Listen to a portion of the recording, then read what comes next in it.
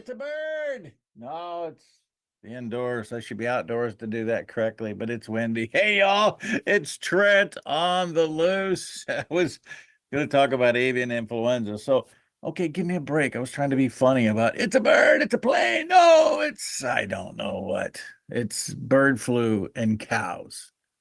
Where in the world does that come from? Not that you can't have these diseases transfer from one to another, but today we're going to visit with Sid Miller, the state of Texas Commissioner of Agriculture. It's a little unique. There are not many states in the United States where the commissioners of agriculture are elected by the people, but Texas and North Dakota happen to be two of those particular states. Now, otherwise, the director of agriculture, that's the difference between a director is appointed by the governor, the commissioner is elected by the people. All of that is not really relevant, other than we still need people standing up for agricultural production. And we'll get to Sid Miller. We're going to talk about fires because I've not had the opportunity to get Sid to bring us as a briefing of the result of the fires now as we look back. And ironically or not, the situation that has been centered in Texas and the dairy business is not that far away from the proximity of those fires. That's all for the later part of the program. In this part of the program, there's something in my gut that tells me is really, really wrong with this situation that has unfolded in Texas. Now, sixth state announced today, Ohio and Michigan and Idaho and Kansas, New Mexico and Texas, with two individuals that have tested positive for H5N1. Now, let's talk about the symptoms, and Sid Miller is going to talk about those symptoms as well. It's basically in a cow like the flu. In humans, it's been like pink eye. But what I want to do before we get to the Sid Miller conversation is I wanted to know more about avian influenza and what exactly is high pathogen versus low pathogen. So if you go and look back in the history, and the National Institutes of Health have a tremendous amount of information about this from 1877, which the first identified case of influenza, which by the way was called fowl plague until the 90s. It wasn't called avian influenza, avian A influenza. It was called fowl plague. So from 1877 till 1959, there are a number of cases, and those are all low pathogen. Low pathogen means that the symptoms may or may not be observable, noticeable, that the bird may have flu and really not be in any way, shape, or form different than it was without the flu. So the symptoms may not be noticeable. High pathogen AI, avian influenza, would actually be where it is very contagious within the bird population, and the symptoms are severe, and death is common. That is how they pose the difference between high path avian influenza and fowl plague. I'm going to still call that fowl plague. Now, from 1959 to 1995, there are recorded 17 cases of high pathogen influenza, except we didn't actually identify high pathogen avian influenza until there was an outbreak with some domestic geese. Guess where? Yeah, China. In fact, you will hear people blame China for as long as I've heard about avian influenza, I've been told that this is proliferated in Asian countries because the Chinese live in close proximity to their animals. They have live markets and they have all these other ingredients that lead to disease and zoonotic diseases, which mean they transfer from animal to human. I don't buy that, for the record.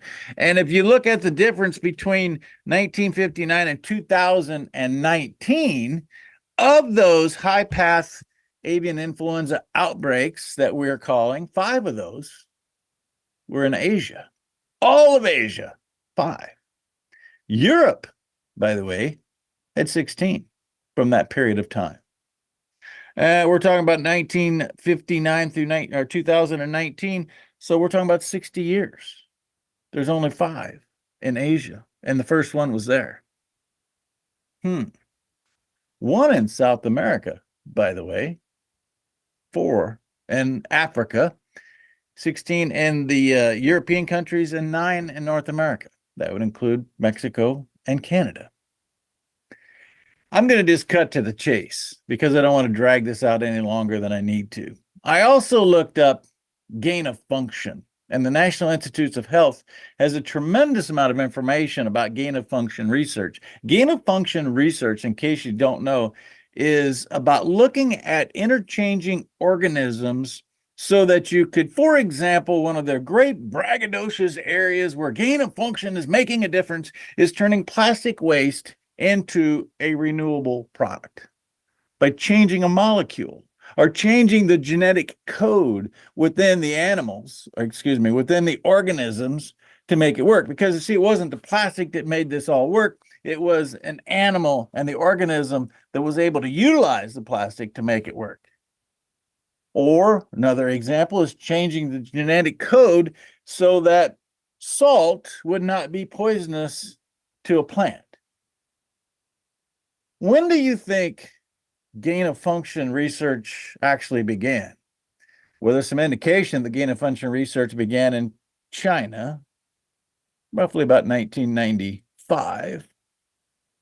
Yeah, same period of time that positive tests for high-path avian influenza in China. The gain of function research accelerated, and you can find documentation that, in fact, here's one paper that kind of verifies this, what I'm talking about, in 2003. So I have no proof. I have zero proof that looking at avian influenza from 1877 to 2024, there is a direct tie to what humans were doing in laboratories, changing genetic codes that led to high-path avian influenza in the animal population. I have zero proof. But I have a tremendous amount of circumstantial evidence that high-path avian influenza was rare and hard to find before we started spending millions and billions on gain of function research. Trust me, my digging and research has only just begun. Trent on the Loose. We're back with Sid Miller after this.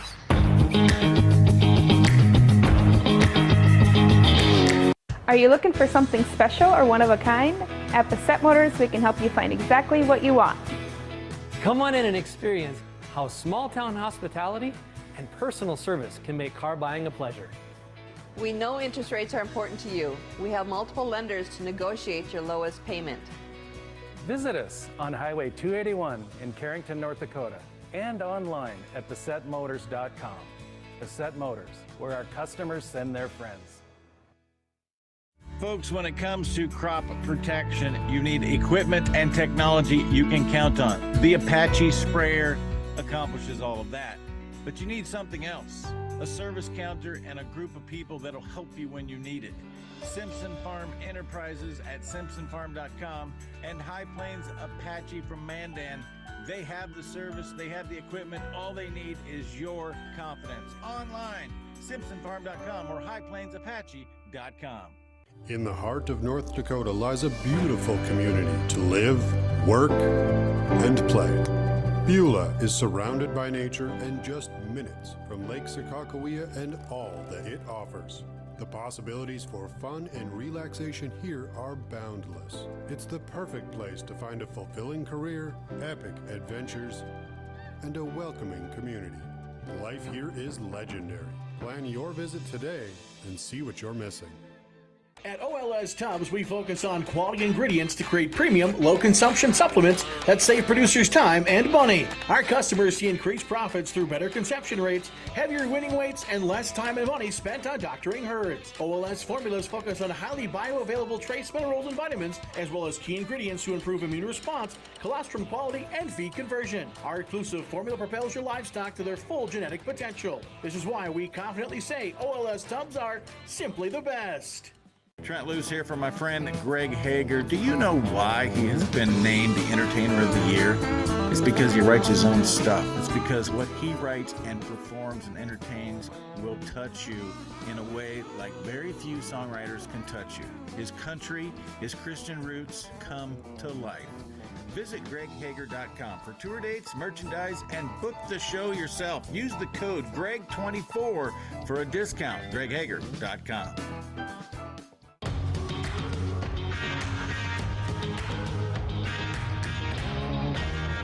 Welcome back, y'all. No bird brains here. Avian influenza. I've had enough of that.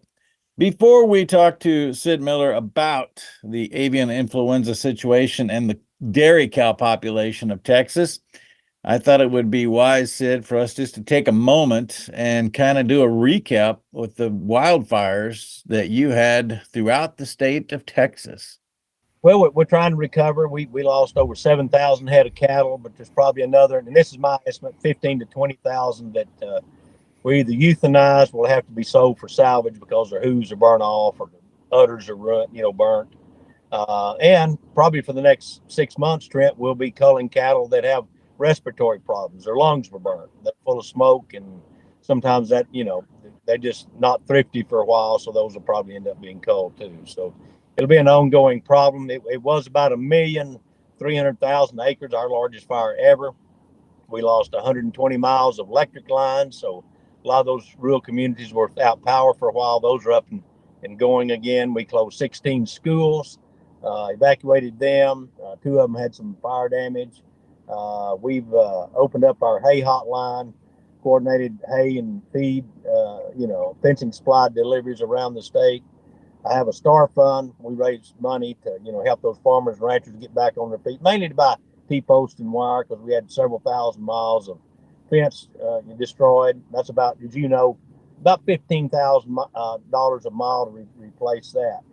So, and I've got my agri-stress helpline up. That's a mental health helpline / suicide line. I don't like that word, but that it is what it is. So it's a specialty, though. My folks are specifically trained in agriculture and how to respond. They have over 300 hours of agriculture training. So not only can they address their mental health needs, but they can refer them to the USDA. There's several programs over there, to the SBA, the Texas Department of Agriculture. Farm Bureau has a relief program, Southwestern Cattle Raisers. So they know all these assets. Plus, on top of that, they can get them some mental health issues. So that's a quick down and dirty as to where we are. I've raised about $900,000 to help those farmers. We'll get every penny of it. We don't keep any out for admin or anything else. So we'll get it all back from the farmers and ranchers up there. Sid, I've not had a fire directly at our place. We've had the floods of 2019, which affected many of my neighbors. I was at 3 of the significant fires that happened in the state of Kansas in the past 10 years. And there's a couple of things behind that. There's just nothing that parallels the damage of what fire does to not only facilities, but to animals and unfortunately people. But the other part of that is that you see the best part of America, because before the fire is even mentioned, people bring it to a region to help. There's no place to go yet, and people are starting to send it. That's kind of generosity that we see in these times of need. Well, I'll give you one example, kind of an extreme example. Everybody knows Alabama's over on the East Coast, right? That's a long haul if you ever drove over, that far on the east side, actually. So Alabama, the ag commissioner got together with me, the Alabama Cattlemen's Association, and the Alabama Truckers Association. They wanted to help us out. So far this week, they have sent us 17 trailer truckloads of hay, all the way to Borger, Texas, in the Texas Panhandle. I don't know how many miles that is, but that's a long haul. Well over 1,000 miles, maybe 1,500 miles. So that's the kind of help we get. We've got the same kind of help from other states, South Carolina, Minnesota, dozens of other states, and Texans are also generous too. The problem is we don't have much hay. We went through 2 really dry springs. We didn't make any hay. We've had rough winters, so we just about fed it all up. Not much hay here. All right, Sid, let's take a break now, and then we'll come back and we'll talk about this situation about dairy breeding females in lactation, H5N1 positive. We'll be back with more Sid Miller, Trent on the Loose after this.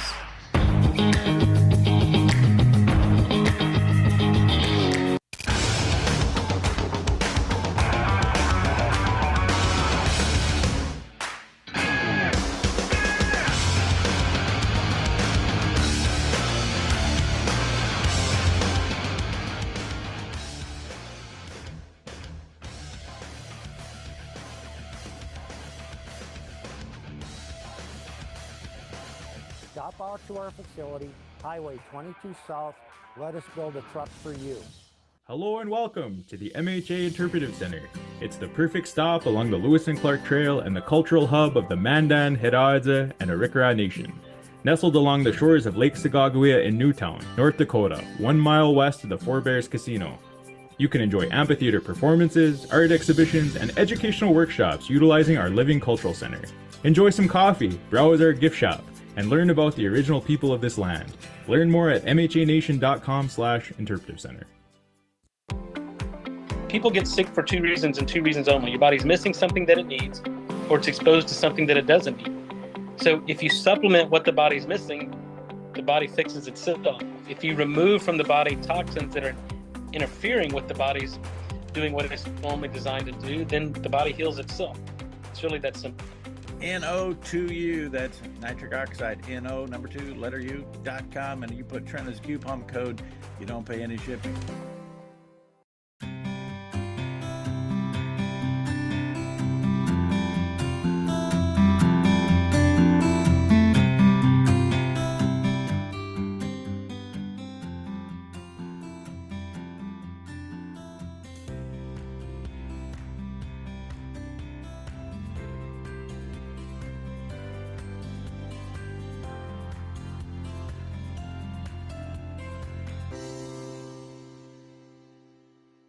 Base Fluke Trailers of Dickinson is a family-owned dealer with expert staff that know their products front to back. We stock over 150 units of all types and can custom order a trailer with the unique features and capabilities you require for brands you can trust. Our experienced service team is the reason we're also the best place to have your trailer customized or repaired. Count on Base Fluke Trailers of Dickinson to keep you hauling.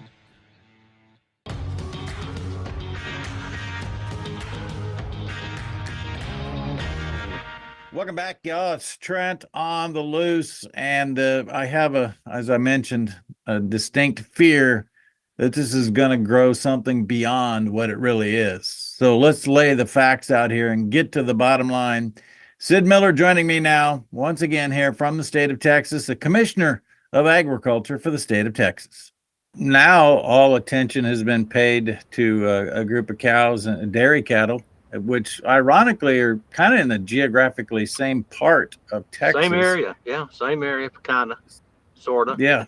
So Texas is a big place, and yet all of this focus for you has been to the northwest corner. What's the latest on cows testing positive? I never heard of cows testing positive for avian influenza, so now we've heard it all. Sid, what's up with this? Well, this all started about a month ago, and we had about 40% of our dairy herds in that part of the state, West Texas, the Texas Panhandle, were getting sick, some kind of mystery disease. We'd test them for every known bovine disease out there, and we couldn't find anything. Somebody one day said, well, what are all these dead birds around this dairy? I said, well, I don't know, maybe we've got bird flu. Well, cattle don't, just like you said, cattle don't get bird flu. Well, let's test anyway. So, wow, they came up with 2 dairies in Texas and 2 in Kansas that actually tested positive for avian influenza. So that was a whole new deal. Then we got some in Idaho and in Minnesota. And the curious thing about that, we positive it came from migrating waterfowl, so we're taking precautions against that. not letting cattle water, where ponds have had ducks in it and different things, biosecurity measures. But Idaho and Minnesota had received cows from Texas. Now here's the mysterious thing. They were on the same dairy where the dairy cattle got sick, but they were in different corrals and segregated. They were never intermingled.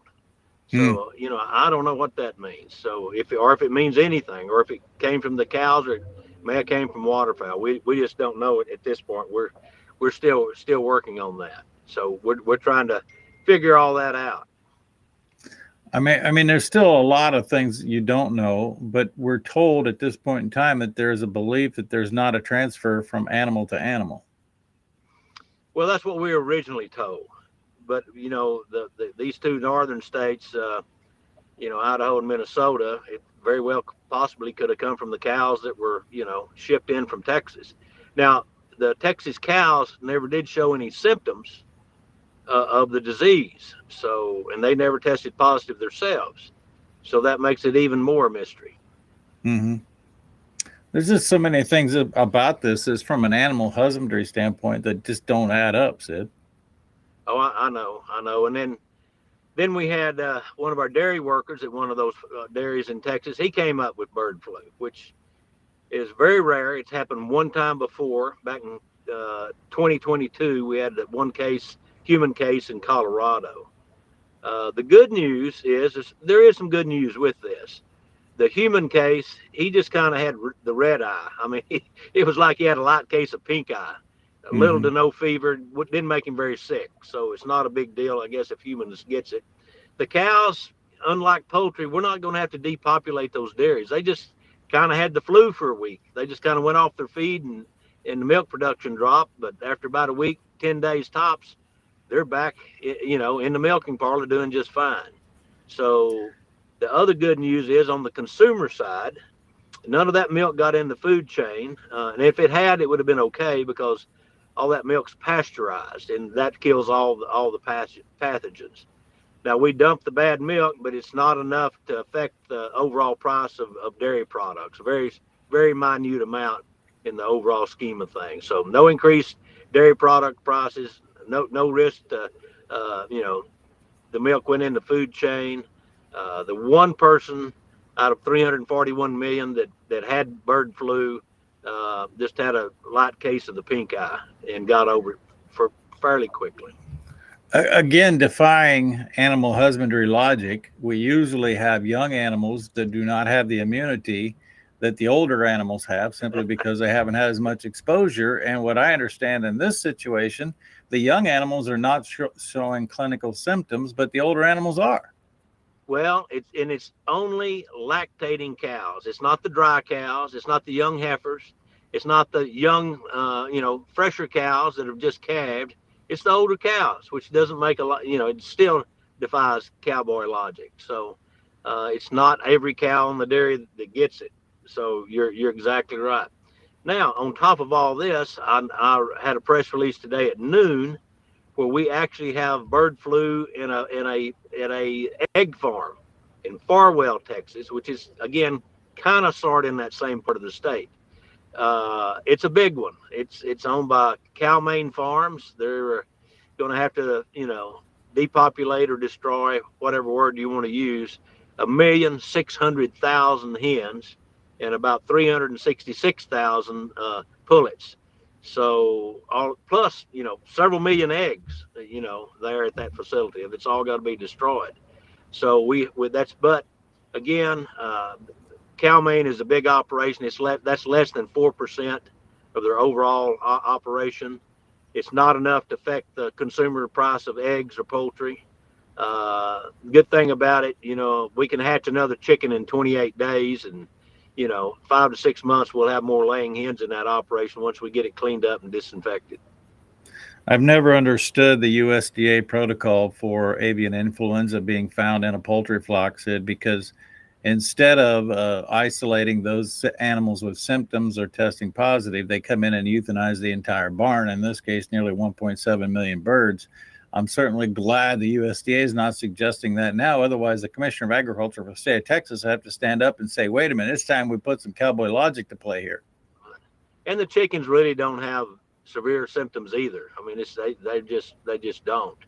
I don't know what happens to them long term because none of them ever live long term. We don't know. For those even in the beef business may not fully understand and grasp what's happened in the dairy business, Texas has become a big part of the dairy industry, period. For number one, there's been a migration from California, and I understand you have in the works yet another Hillmore cheese plant that's going to be built somewhere down in that country. It's going to have an influence, positive impact in Texas dairy. But the other thing that's happened is that, and the reason you have cattle heifers going from Texas to Idaho and Minnesota and Wisconsin is that many people are developing their young heifers in Southwest Kansas and then ultimately in Texas before they come back to the herds where they milk in. That's been a big growth in Texas dairy that really hasn't gotten a lot of attention.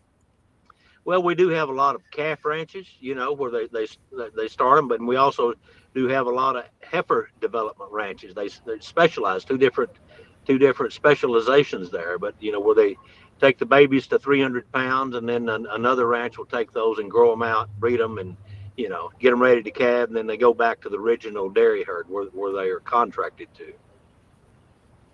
Sid, in the final minutes here, I want to just kind of reiterate that I sense that there are some people going to try to make this a bigger issue than it really is. It's not a life-threatening issue to the cow. It's certainly not a life-threatening issue to the person with pink eye.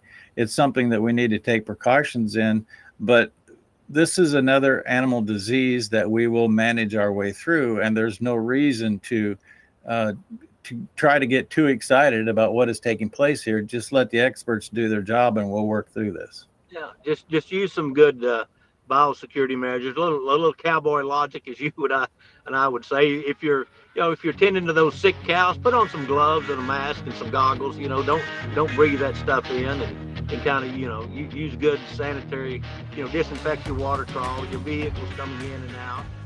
You know, keep the cattle pinned off the ponds that where, you know, ducks might have been. And if you've got ducks landing on your dairy, eating the corn out of the, you know, lots there, well, try to keep them run off. Probably not a good thing to let happen. Trust me, I will stay abreast of this, Sid. I will continue to get the details and find out exactly what is going on, because this in my gut, there's just something really, really wrong and nefarious about this situation. God bless the veterans and the farmers who feed us.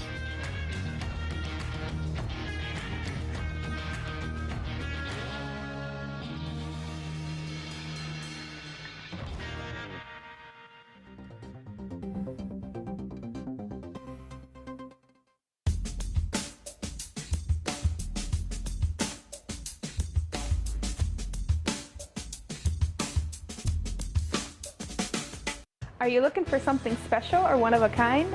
At Bassett Motors, we can help you find exactly what you want.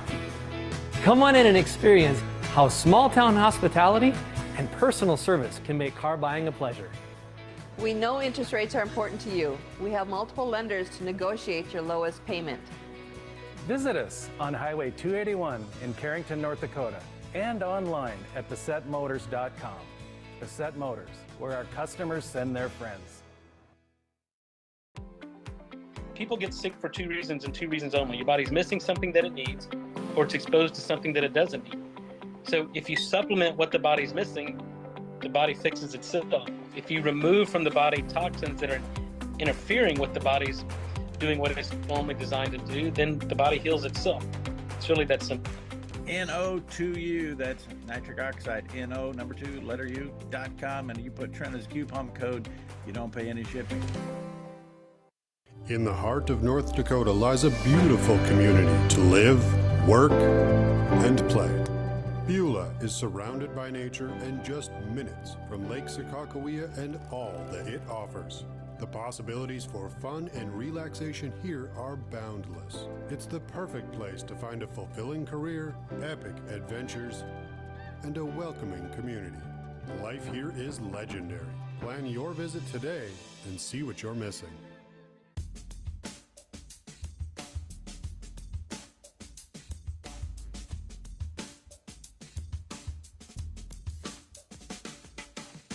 Let it go. So see these cows here, Trent.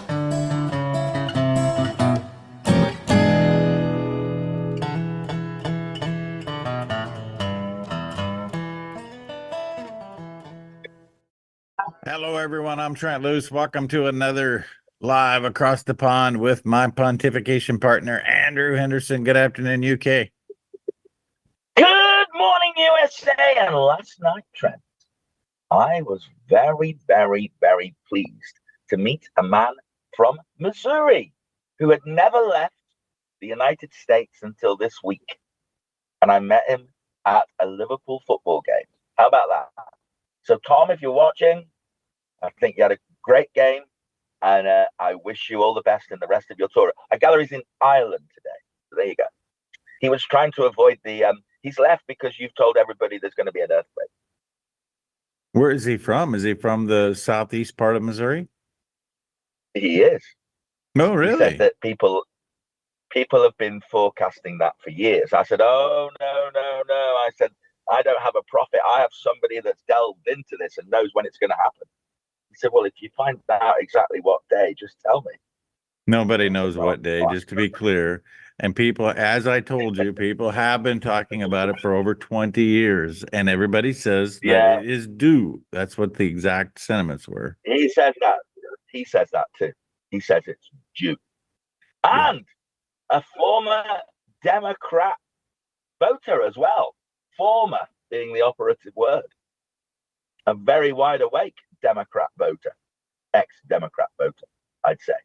Because you know what? He takes it down to one thing, Trent. The only people that really should support them are the illegal immigrants that come into this country. Good point. I think that's a very good point. Say that again. The only people that should support who?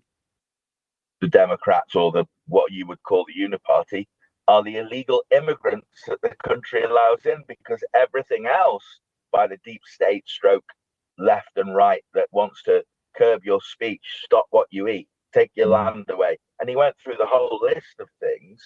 He said, but the only thing that the people that really should support them, and I have to agree with him, are the people that they're allowing in illegally into this country. Was Tom a farmer? No. Tom's from the city. There you go. St. Louis. He's from St. Louis? Originally, yeah. Oh, okay. How do you meet somebody like that at a soccer game? He sat next to us, actually, and announced that he was on his own, and could he sit and talk? Yeah. Kudos to Tom. That's pretty cool to think about. Come into the country and say, hey, I want to meet some folks from the countryside and remind myself why we left in 1776. That's pretty cool. He was enjoying himself. In fact, he was surprised at how cheap the concessions were in the UK compared to the USA. He was telling me about the St. Louis Cardinals really fleece you when you go and watch a baseball game there. And he was telling us how much in hospitality he would expect to pay for a pint of beer or some food. And it was a lot more than he was paying in Liverpool. So I would have no idea. It's been so long since I've been to any sporting event like that. I don't know if a beer's $10. I don't have any idea.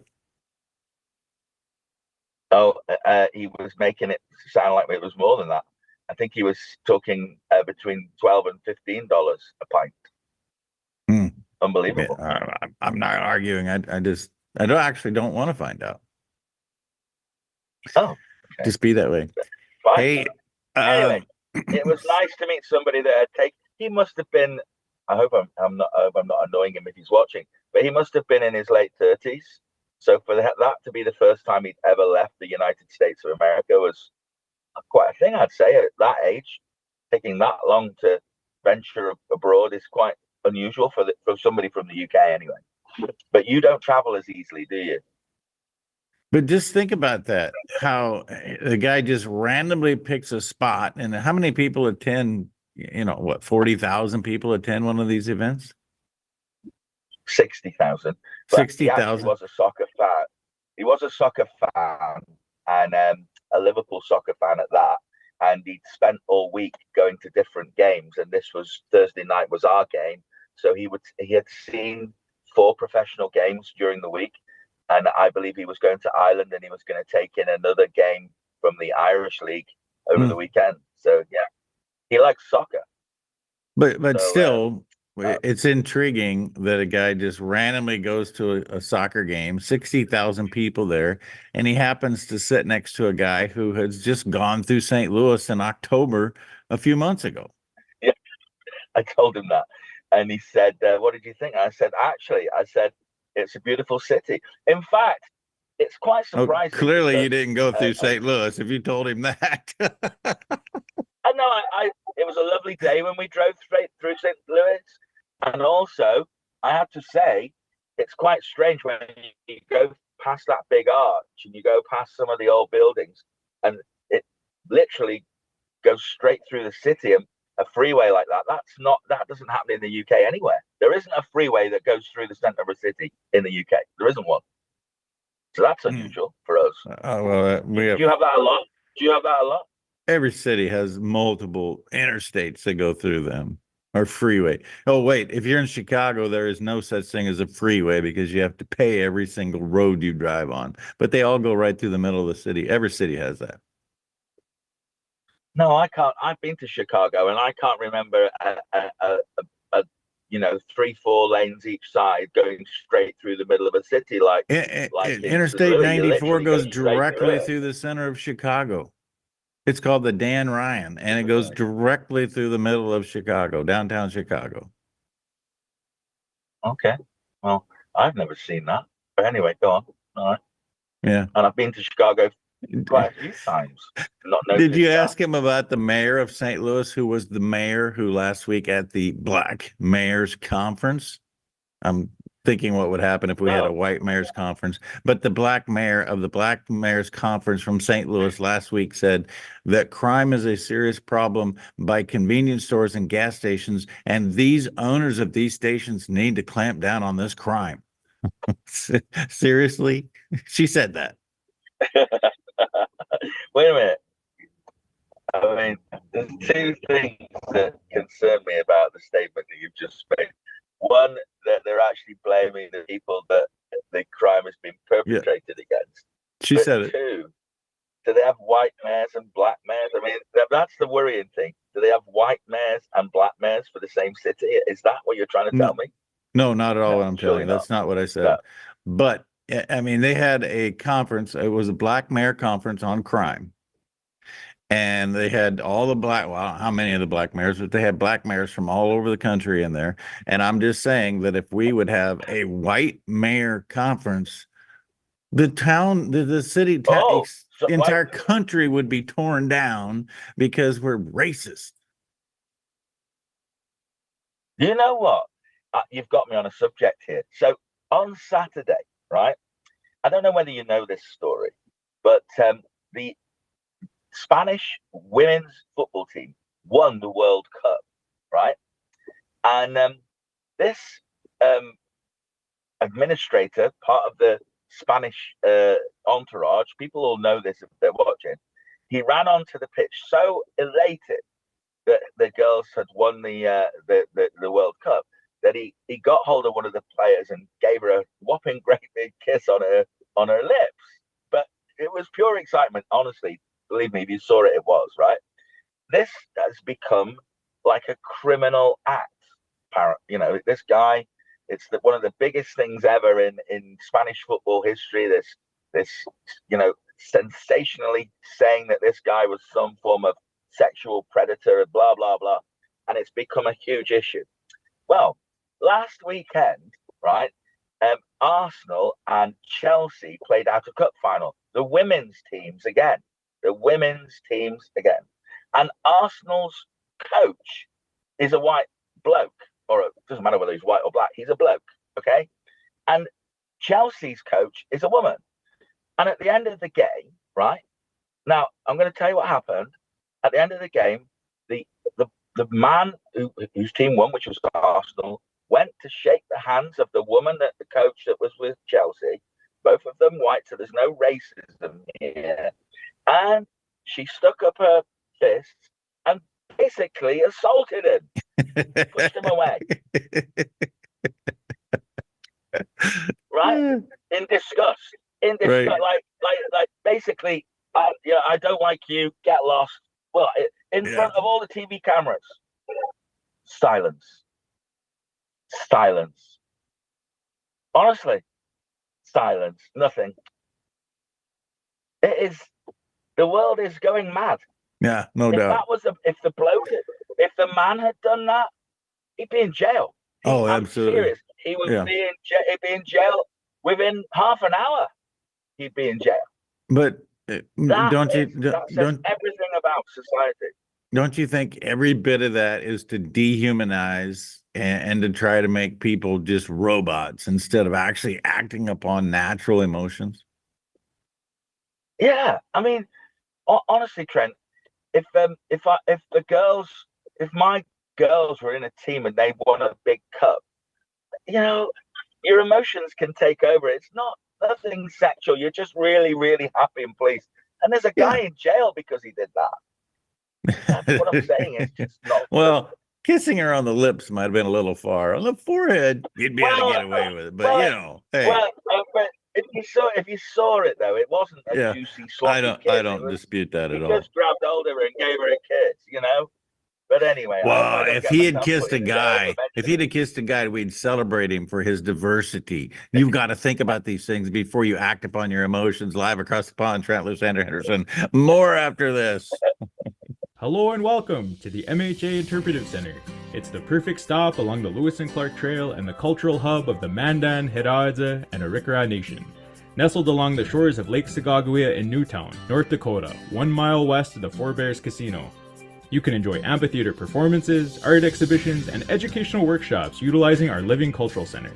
Enjoy some coffee, browse our gift shop, and learn about the original people of this land. Learn more at mhanation.com/interpretive center. Trent Loos here for my friend Greg Hager. Do you know why he has been named the Entertainer of the Year? It's because he writes his own stuff. It's because what he writes and performs and entertains will touch you in a way like very few songwriters can touch you. His country, his Christian roots come to life. Visit greghager.com for tour dates, merchandise, and book the show yourself. Use the code GREG24 for a discount. greghager.com.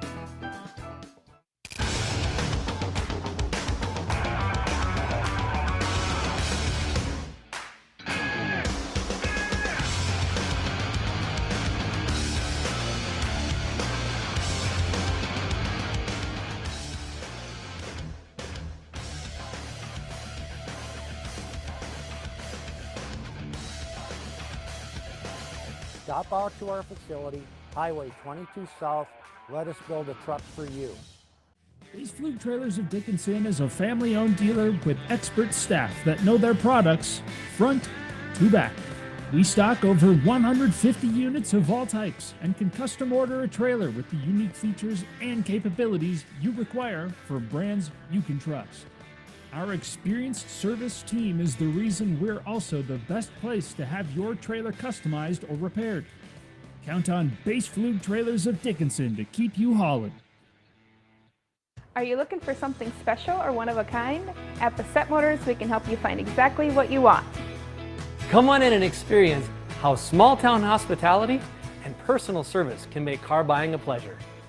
We know interest rates are important to you. We have multiple lenders to negotiate your lowest payment. Visit us on Highway 281 in Carrington, North Dakota, and online at BassettMotors.com. Bassett Motors, where our customers send their friends.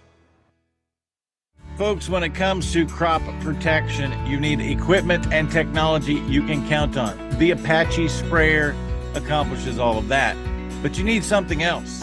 A service counter and a group of people that'll help you when you need it. Simpson Farm Enterprises at simpsonfarm.com and High Plains Apache from Mandan. They have the service, they have the equipment. All they need is your confidence. Online, simpsonfarm.com or highplainsapache.com. Look, so see these cows here, Trent?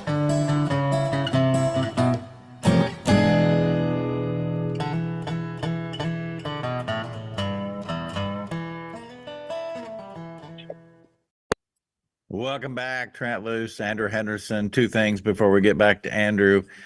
We had a little technical glitch. I was not able to pull up the promo clip for Trent on the Loose today. Lynn Madplume from Montana is going to talk about Hell's Half Acre Rodeo, which is coming back for the second year. It started in the 30s, officially in the 50s on Mother's Day. And so go catch Lynn Madplume from Montana talking about the Indian rodeo. And she's going to make a statement that would be really interesting to get people's perceptions on in terms of cowboys and Indians, as she is a tribal member of the Blackfoot tribe in Montana. Secondly, because there's nothing else happening in the state of Iowa today or tonight. That's funny if you understand what's happening in the state of Iowa tonight, Andrew. Wesley, Iowa is where I'm going to be. We are going to be hosting another meeting talking about the dangers of the CO2 pipeline. This is Dan Harvey, Volunteer Fire Department, is going to be there to talk about what, as a volunteer fire department, you need to be thinking about if you've got a CO2 pipeline going to be close to your community, because the dangers are at a level unprecedented in any rural community. So Dan Harvey, always a pleasure to be there with him. Jessica Mazur is going to be there. I'm going to be there, and there's going to be a tremendous number of people. Wesley, Iowa tonight. See you as we talk about the real story behind the CO2 pipeline and this whole new 365 miles of a path that Summit Carbon Solutions is angling for. So Wesley, Iowa tonight. If you want more details about where that's at, get a hold of me, trentloos@gmail.com. What's the timeline for this, Trent? Now, where do you think, if they were to be successful and kick you guys into touch, when would you think that this would become a reality, this pipeline? 2 years. I'm just interested in Iowa. 2 years in Iowa. In the state of Nebraska, they're actually laying CO2 pipe right now, and Nebraska has a major problem. Pipelines are not governed or regulated at the local level. This is a significant problem that I didn't even know was happening until this year. And there is the Tallgrass natural pipeline, Tallgrass Energy natural pipeline that runs through the state of Nebraska, and they are working at converting that over to a CO2 pipeline and putting in feeder pipelines without any local permitting or approval. It's absolutely mind-boggling. And people need to understand, when you sign that easement, you are now signing control of your property to be traded on the New York Stock Exchange through the national accounts companies, national assets companies, national asset companies. It's in danger, reeking everywhere if you do this. Okay, so you know how Vivek Ramsworthy is now not a candidate for president? Has he just disappeared with his support for getting rid of the carbon pipelines, or is he an ally that perhaps somebody like yourselves could use now, given that he's no longer a presidential candidate? Is that somebody that could be useful to your cause? Not at all. He's completely checked out. That was all a campaign stunt. He didn't care about a pipeline. He was trying to do a last-ditch Hail Mary to get attention. Okay. And is there any candidate that you know that has said they'll get rid of the carbon pipelines at this point? No. So you can't get rid of the pipeline as president of the United States. That has to happen at the local level. But what the president could be involved with is strangling the funding, because the pipeline it's all about tapping into money. It's all about tapping into the Inflation Reduction Act money that sits out there to the tune of $17 billion. If you can withhold that funding, the pipeline goes away. And the president doesn't have authority to do that. The president can champion that, but it takes a House of Representatives to actually say, we're not funding this. Okay, so the question is then, is one of the two candidates or three candidates out there, four candidates, whatever there is left? Absolutely not. Trying to take that? No, okay. That was the question. Okay, right. Okay, to be Wow. clear, Bobby Kennedy has come out. He was the first one, by the way, to come out and say this pipeline is a crony capitalism idea, but he's completely gone off the rails. I mean, he's not a viable candidate at this point. He's just causing a disruption. But at the end of the day, I don't think it even matters. It doesn't matter who the president is in this regard. It doesn't even matter who the president is, period. You just need to change the people that. Yeah, I spend zero time worrying about who the president's going to be as it involves my property rights. Right. Okay. It needs a complete restart with local government. That's what you're always saying, isn't it? That's Absolutely. What you're saying. The only path forward. Okay. So, is there enough time for you to stop it? Oh, absolutely. Even in Nebraska, where they're physically laying CO2 pipe, we can and will get it stopped. They'll never run CO2 through those pipelines in my lifetime, but they are going to acquire access and control a property along the way. That's really what I'm fighting, is people voluntarily giving up their property rights on their own property that's been in their family for generations. Yeah. And when you approach people with the detail that shows that unequivocally, do they realize just how important it is not to accept it? I think inherently they do, but every single time the answer comes back, but Trent, look what they're willing to pay me.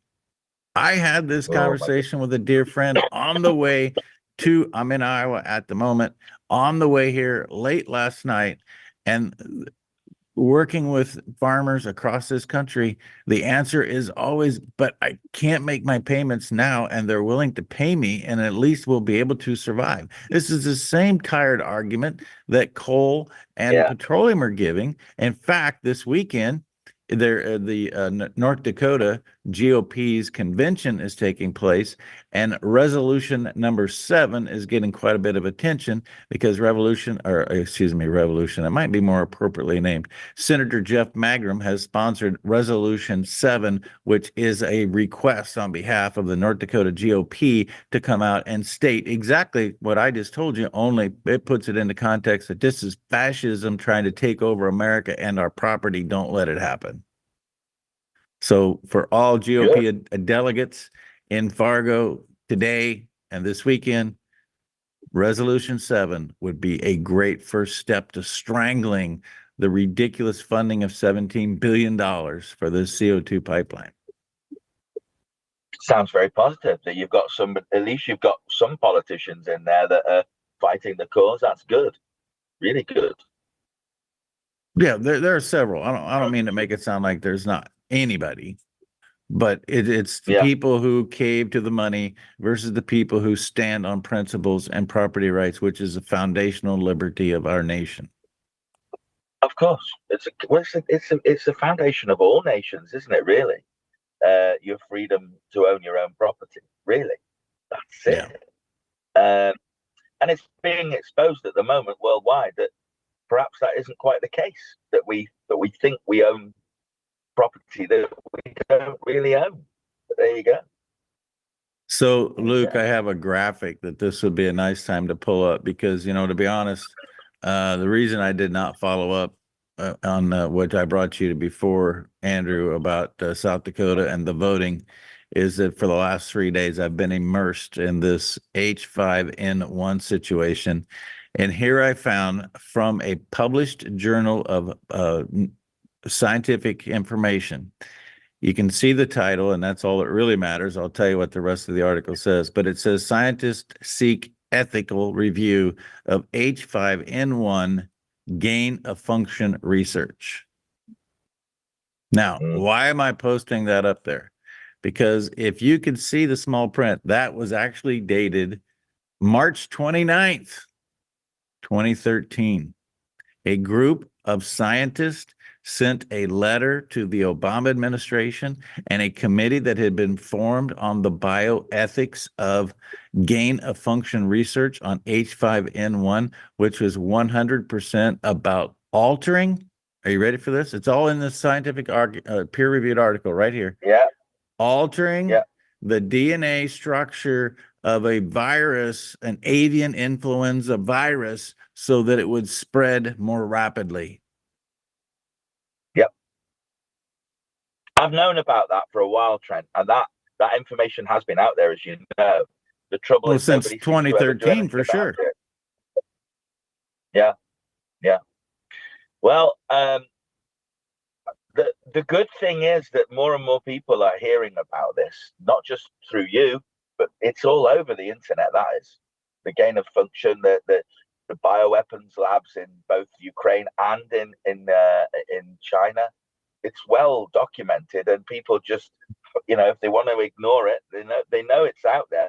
And since we spoke yesterday, they're now trying to tell us that they might try and lock us down over this avian flu epidemic that may well have been engineered in the same way. But I don't. No, Andrew. That piece of literature that I just shared with you is the avian strain that they're currently talking about locking us down. Yeah. Well, there you go. And I understood that. Sorry, but I'm just saying is that that the proof has been out there for a long time, as you just laid out. It's the same people that were involved in the gain of function work in Wuhan. It's Ralph Barack. It's Anthony Fauci. It's the same people. Yeah, 100%. We all know that. The research in this particular article was talking about the University of Wisconsin, not in Wuhan, but the Wuhan thing happened at the same time. Yeah. Live across the pond on a Red Shirt Friday for Andrew Henderson. I'm Trent Loos. We'll see you tonight in Wesley, Iowa. Don't worry about that Caitlin Clark basketball game. You'll be able to watch it on demand later. See you in Wesley, Iowa tonight. Regaining control for the farmer, one bite at a time.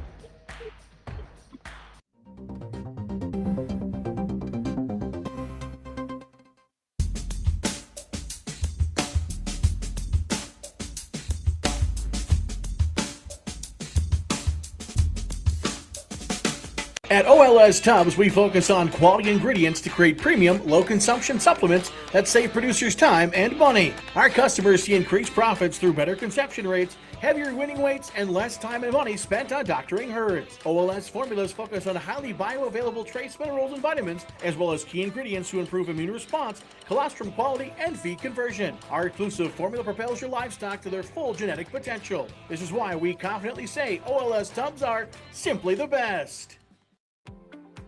People get sick for two reasons and two reasons only. Your body's missing something that it needs, or it's exposed to something that it doesn't need. So if you supplement what the body's missing, the body fixes itself. If you remove from the body toxins that are interfering with the body's doing what it's normally designed to do, then the body heals itself.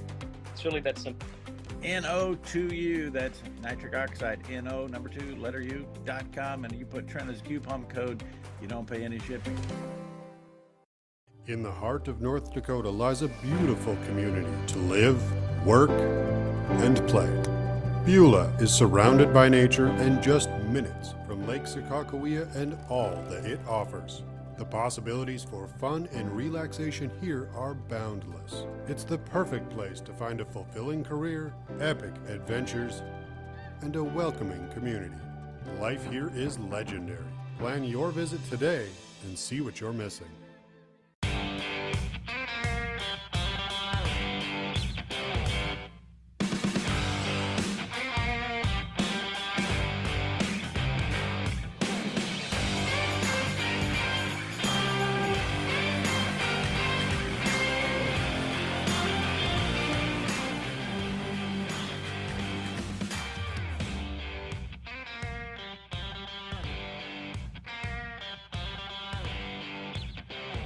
Open Range is going to be like a digital magazine, I call it. We're going to be looking at a variety of subjects from agriculture, energy, sports, art, politics, of course, and we will be talking about a lot of subjects, having a lot of guests on, and I'm going to have a variety of co-hosts. One of them is Memo Barreto, Gail Wetzel, Gene Grainer, Dustin Goverlau, and Daryl Lease. Welcome to Open Range, weeknights at 9 p.m. Central Time on Beck TV.